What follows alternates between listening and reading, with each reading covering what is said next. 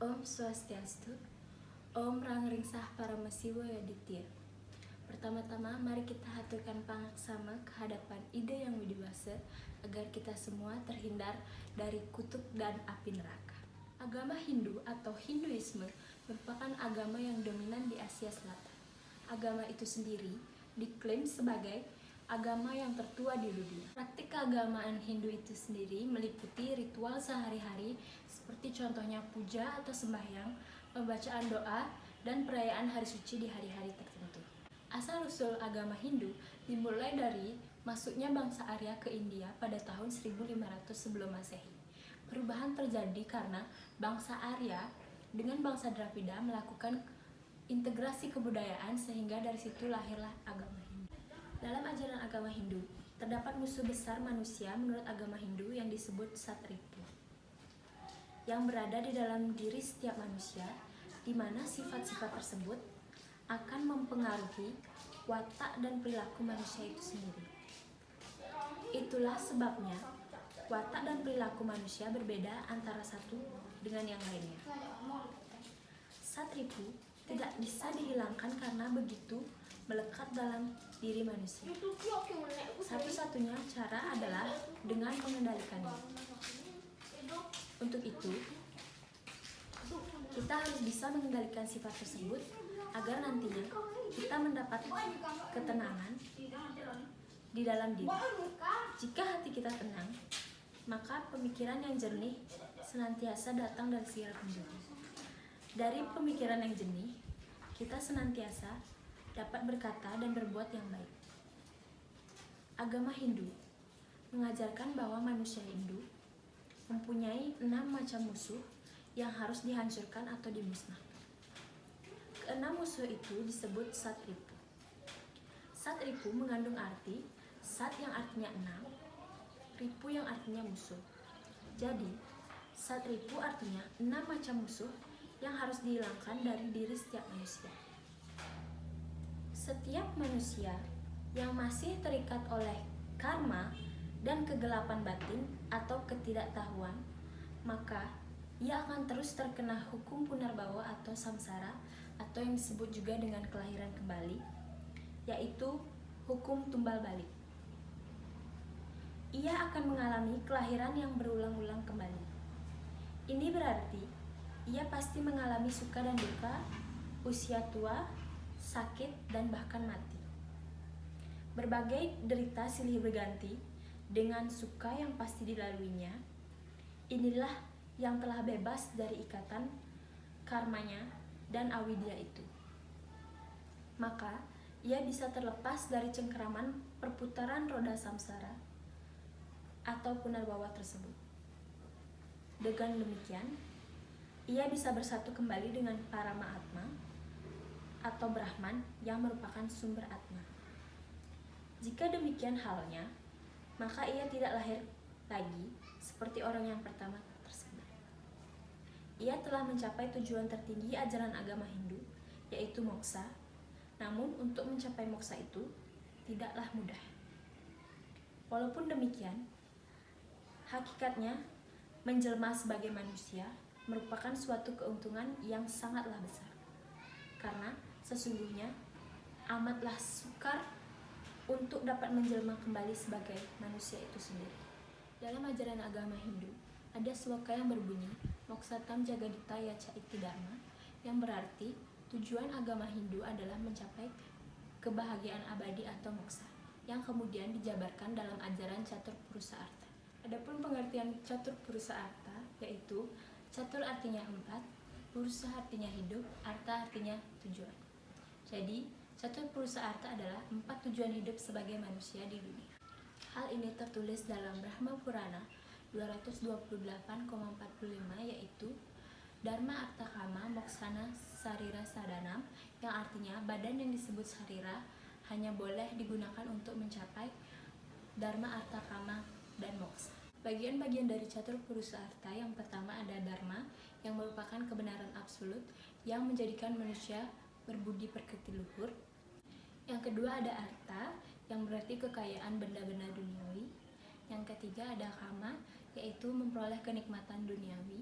Yang keempat ada moksa atau kebahagiaan abadi. Dharma merupakan dasar dan penuntun manusia untuk menuju kesempurnaan hidup dan ketenangan lahir batin. Demikianlah Dharma sebagai dasar dan penuntun manusia di dalam setiap kehidupan di alam semesta ini.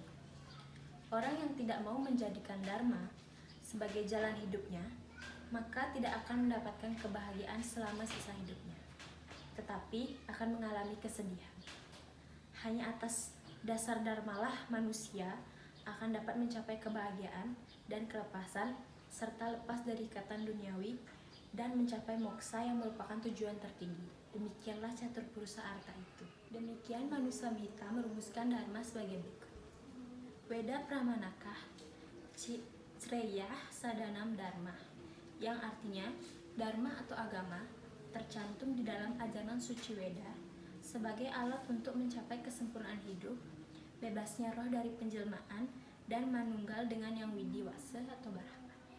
Maka dari itu, di dalam memenuhi segala nafsu dan keinginan harus berdasarkan atas kebajikan dan kebenaran yang dapat menuntun setiap manusia dalam mencapai kebahagiaan.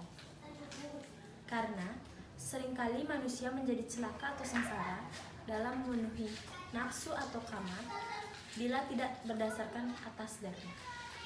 Oleh karena itu, dharma harus menjadi pengendali dalam memenuhi tuntutan kama atas arta tersebut. Selanjutnya, terdapat sloka di dalam Cantiparwa disebutkan pula sebagai berikut. Prabartaya Bhutanam Dharma Prawacanam Kertam Yahsyat Prabhawacam Yuktah Saca Dharma Iti Nicacaya.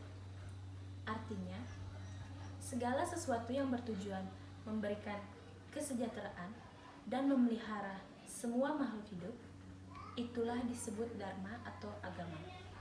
Segala sesuatu yang membawa kesentosaan, dunia itulah disebut dharma yang sebenarnya. Dalam ajaran agama Hindu, terdapat dasar-dasar yang menjadi tujuan hidup dan dasar hidup umat Hindu dan disebut Pancasrada. Arti dari Pancasrada yaitu Panca artinya 5, Srada artinya kepercayaan atau keyakinan. Jadi dapat disimpulkan Pancasrada adalah 5 kepercayaan atau keyakinan yang menjadi dasar umat Hindu. Bagian-bagian dari Pancasrada ada 5. Yang pertama ada percaya terhadap adanya Brahman atau Tuhan. Maksud dari percaya yang adanya Tuhan di sini adalah kita harus tahu dan sadar adanya Maha Pencipta yang menciptakan alam semesta ini. Ada sloka yang berbunyi Om Tat Sat Ekam Ewa Adwityam Brahman, yang artinya Tuhan hanya ada satu dan Tuhanlah yang maha sempurna. Yang kedua ada percaya terhadap adanya Atma. Atma adalah percikan-percikan kecil dari Brahma yang memberikan makhluk hidup di alam semesta. Yang ketiga ada percaya terhadap adanya karma pala. Karma pala artinya hasil perbuatan yang kita lakukan. Karma pala didapatkan berdasarkan apa yang kita lakukan sesuai dengan Trikaya Parisuddha. Yang keempat ada percaya terhadap adanya Punarbawa. Punarbawa artinya kelahiran kembali secara berulang-ulang. Yang terakhir yaitu ada percaya terhadap adanya moksa. Moksa berasal dari kata much yang artinya bebas. Bebas yang dimaksud di sini adalah kebebasan dari ikatan duniawi. Syarat utama untuk mencapai moksa yaitu melakukan segala ajaran agama dengan benar. Dalam Bhagavad Gita 3.31 4.39,40 menyatakan mengenai Srada ini sebagai berikut. Mereka yang selalu mengikuti ajaranku dengan penuh keyakinan atau Srada serta bebas dari keinginan duniawi juga akan bebas dari keterikatan yang ia miliki, keimanan yang mantap, memperoleh ilmu pengetahuan, menguasai panca indrianya. Setelah memiliki ilmu pengetahuan, dengan segera mencapai kedamaian yang abadi. Tetapi mereka yang dungu, yang tidak memiliki ilmu pengetahuan, tidak memiliki keimanan, dan diliputi keraguan-raguan, orang yang demikian ini tidak akan memperoleh kebahagiaan di dunia dan di dunia lainnya. Puja 2003.297. Keyakinan atau kepercayaan manusia itu harus dilandasi juga dengan bakti. Karena jika hanya serada saja, tanpa adanya bakti dan penyerahan diri sepenuhnya kepada Tuhan, maka tidak akan pernah mencapai kesempurnaan yang abadi.